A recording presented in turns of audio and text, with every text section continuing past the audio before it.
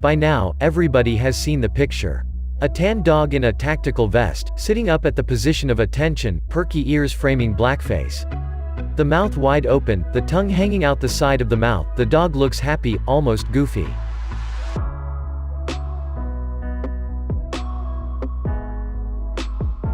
This is the dog that chased down ISIS leader Abu Bakr al-Baghdadi this past weekend, leading to al-Baghdadi's death when he detonated a suicide vest he was wearing. The dog was injured in the blast, but has since returned to duty. Assigned to Delta Force, the dog's identity is classified, even as the dog is being hailed as a hero, with the picture shared on Twitter by President Donald Trump, who called it Conan.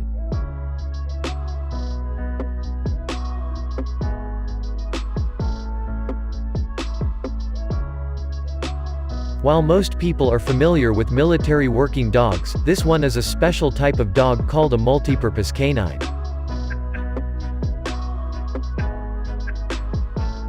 They are the special forces of military working dogs, attached to special operations forces, such as the Navy SEALs and Army Rangers.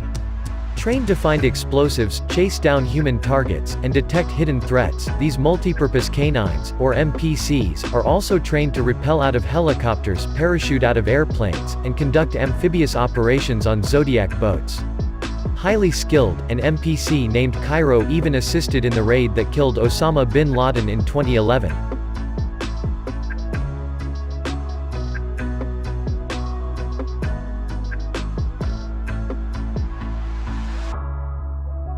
These dogs are specially selected and trained to handle the most stressful situations while keeping their cool.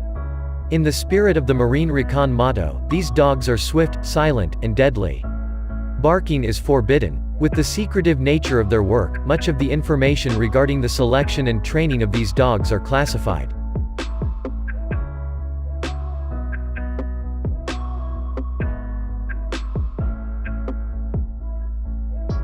Four times per year, a team of canine handlers, trainers, veterinarians, and other specialists from the 341st Training Squadron at Lackland Air Force Base in San Antonio, Texas, the home of the military working dog program, make the trip abroad to buy dogs. They evaluate each dog to ensure that they will not have any medical issues that will prevent them from serving for at least 10 years. They perform X-rays to ensure that there is no hip or elbow dysplasia or other skeletal defects. Dogs with skin conditions, eye issues, or ear problems are ruled out.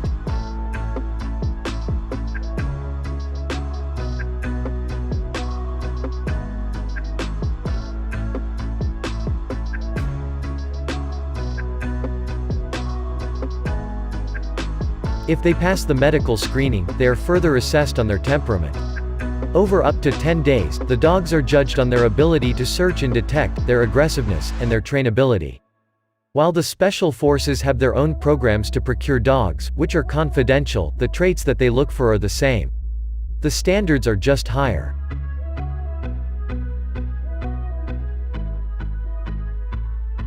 This hero dog from the al-Baghdadi raid is a Belgian Malinois, one of the most popular breeds among working dogs.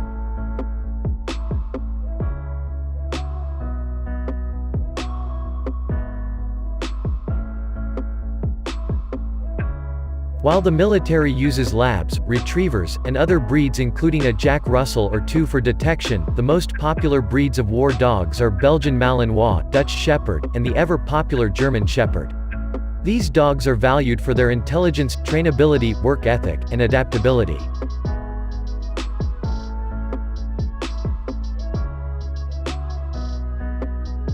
The Malinois, in particular, is valued for its targeted aggression, speed, agility, and ability to survive in extreme heat. Handlers are known to refer to their dogs as either a fur missile or a Maligator.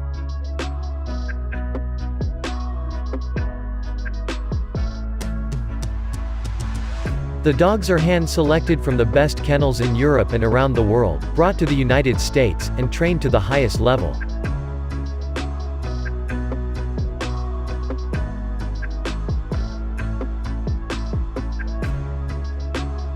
They are taught patrolling, searching, explosive or narcotics detection, tracking, and are desensitized to the types of equipment around which they will work. They are familiarized with gunfire, rappelling out of helicopters, riding in Zodiac boats, or even skydiving. All said, the dogs and their training cost up to $40,000 each. Including the highly specialized gear of MPCs, the cost can be tens of thousands of dollars higher.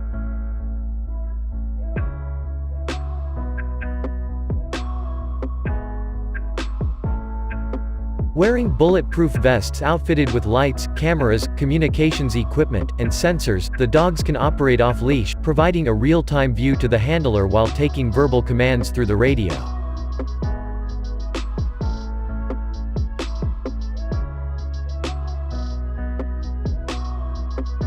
Over their years of service, a multi-purpose canine will conduct dozens of combat missions over multiple deployments, most of which the public will never hear about.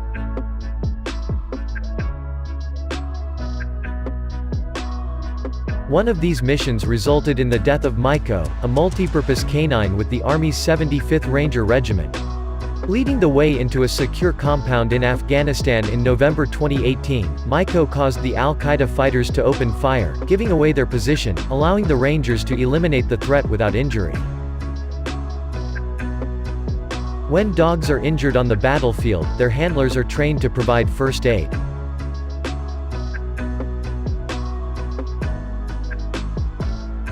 When dogs are injured on the battlefield, their handlers are trained to provide first aid.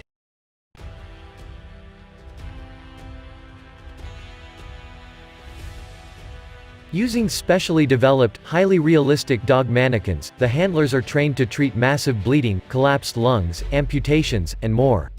The mannequins respond by whimpering and barking. Many of the developers of this dog mannequin came from the Hollywood special effects world, working on productions like the Star Wars or Harry Potter films. The simulated dog, with its pulse and breathing responding to the treatment, costs more than $20,000. If a dog is injured in combat or in training or is showing signs of post-traumatic stress disorder, he can be sent to a dog hospital at Lackland Air Force Base for surgery, rehabilitation, or assessment for retirement.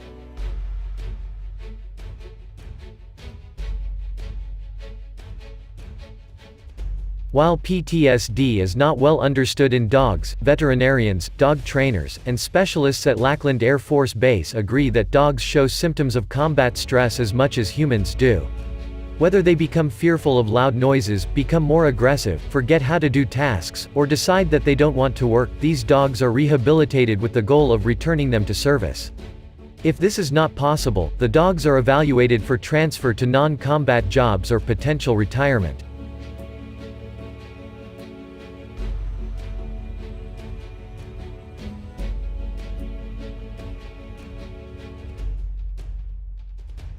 Before being retired, the dogs are assessed to ensure that they do not pose a risk to the public. After up to a decade of devoted service, the goal is to let the dog live out its life on a soft bed, preferably with one of its former handlers.